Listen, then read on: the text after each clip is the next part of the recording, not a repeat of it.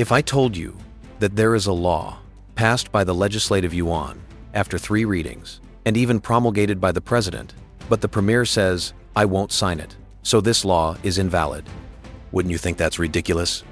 This isn't a TV drama. This actually happened in Taiwan in 2025, and it looks like an unsolvable deadlock. Recently, regarding the Fiscal Balance Act, Premier Zhuo Rongtai made an unprecedented decision, citing Article 37 of the Constitution to refuse countersignature. It's like a chef prepares a dish. The restaurant manager is ready to serve it, but the floor manager locks the door and says, "Selling this dish will lose money, so no serving." The Legislative Yuan, after numerous negotiations and heated debates, passed the amendment to the Fiscal Balance Act. But now it's caught in a limbo. It can neither be born nor die. The law is passed, but it's as if it wasn't. Everyone is arguing over who is unconstitutional. But as bystanders, we should be curious about why our constitutional system produces such unsolvable deadlocks. Is it a problem with the people, or is it a flaw in the Constitution itself? Today, we will peel back the layers of Taiwan's constitutional system like an onion, revealing the bugs and explaining why Taiwan's system of checks and balances can become mutually destructive. First, let's understand what countersignature is. According to Article 37 of the Constitution, when the president promulgates a law, it requires the countersignature of the premier. This design originally reflected the spirit of a cabinet system. This usually appears in countries with ceremonial heads of state, like the King of the United Kingdom or the Emperor of Japan. And some parliamentary systems have ceremonial presidents, like Germany's federal president or Israel's president. These ceremonial heads of state, like the president, are symbolic and have no real executive power, or to prevent them from issuing arbitrary orders.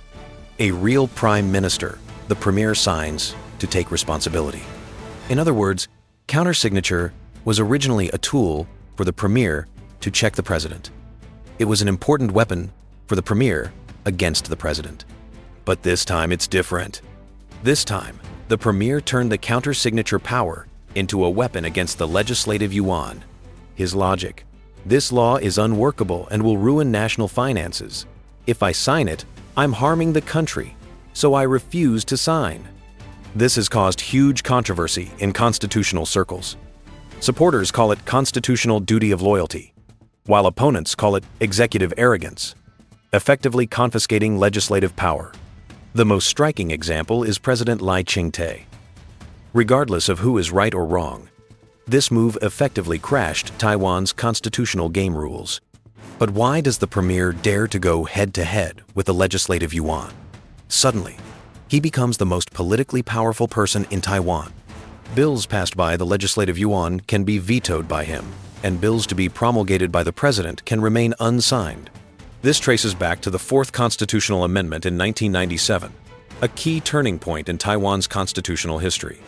Before 1997, the president needed the Legislative Yuan's approval to appoint the premier. It was like being a company CEO. You needed the board's vote to assume office. The CEO wouldn't dare offend the board because the position depended on their approval. However, the 1997 amendment removed the parliamentary consent requirement for efficiency. From then on, the premier answers only to the president. The president says, "You're premier," and that's it. Legislative Yuan objections are irrelevant. This created a strange phenomenon. The premier is the president's person, but he still has to face questioning in the Legislative Yuan. He has no survival dependency on the Legislative Yuan, so when the ruling party is a minority, the premier can choose to confront them fully. As long as the president supports him, he doesn't need to resign. Meanwhile, the president becomes a super-presidential figure with real power and no need to face rigorous legislative questioning. This is the core issue.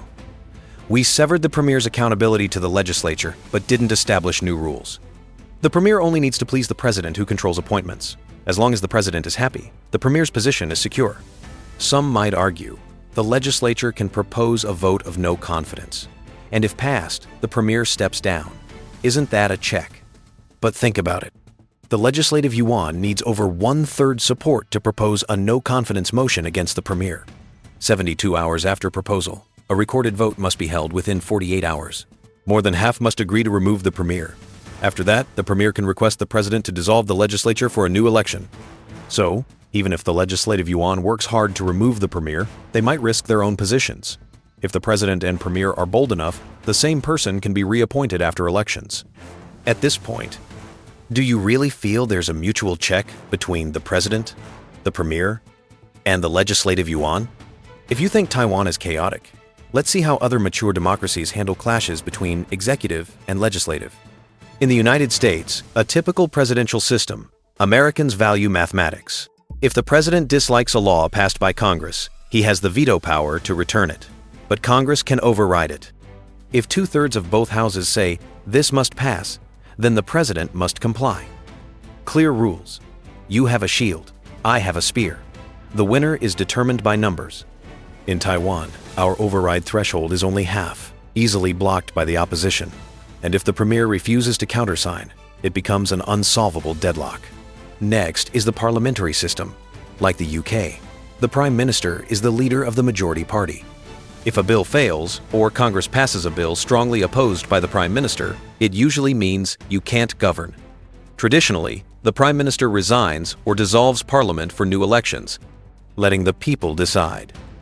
There's no situation where someone refuses to leave and refuses to sign.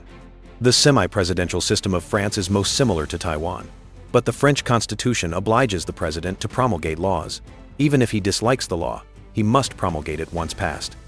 The French see legislative power as the people's will. The executive cannot block substantive laws procedurally. French prime ministers may even propose a confidence vote themselves to push bills and resign if defeated. This reflects their constitutional tradition and democratic depth. After seeing these three countries, you realize that Taiwan currently has no US-style strong mathematical checks, no UK-style political responsibility tradition, and no French-style constitutional obligation to promulgate. We've collected the bugs of other countries, but lack their solutions. Smart viewers might ask, what about the Constitutional Court? Why not interpret the Constitution? Haha. This is the most dramatic and tragic part of the crisis. The Legislative Yuan, in this term, raised the threshold for convening the Constitutional Court. As a result, the premier refuses to countersign, and various personnel cases are blocked because the court doesn't have enough judges to convene. It's like two teams fighting on the field. Someone breaks the rules, and everyone looks for the referee only to find the bench empty. The executive says, "You're unconstitutional." The Legislative Yuan says, "No, you are." The Constitutional Court can only shrug, saying, "Sorry, we're two judges short." Taiwan is stuck in this awkward deadlock. The executive and legislative branches are in stalemate, each claiming to be the true guardian of democracy. The Fiscal Balance Act and the counter-signature refusal controversy, superficially a battle over money, is actually the culmination of long-standing structural problems in Taiwan's constitutional system. On one hand, we want the president to have power. On the other, we removed the legislature's consent for the premier. We designed an override system, but partisan conflicts rendered it ineffective. This deadlock tells us that no matter whether you support the blue, green, or white camp, the rules of winner takes all, loser flips the table, referee disappears, ultimately hurt Taiwan's administrative efficiency and democratic quality. Perhaps now is the time to rethink. Do we want a clear presidential system or return to a responsible parliamentary system? If this systemic bug isn't fixed, the next constitutional explosion may come again. All right, that's it for today. Do you think the premier's refusal to countersign is justified, or do you think the Legislative Yuan went too far with the amendment? Feel free to comment below. If you like this video, don't forget to like, subscribe, and share, and turn on the notification bell. See you next time. Bye.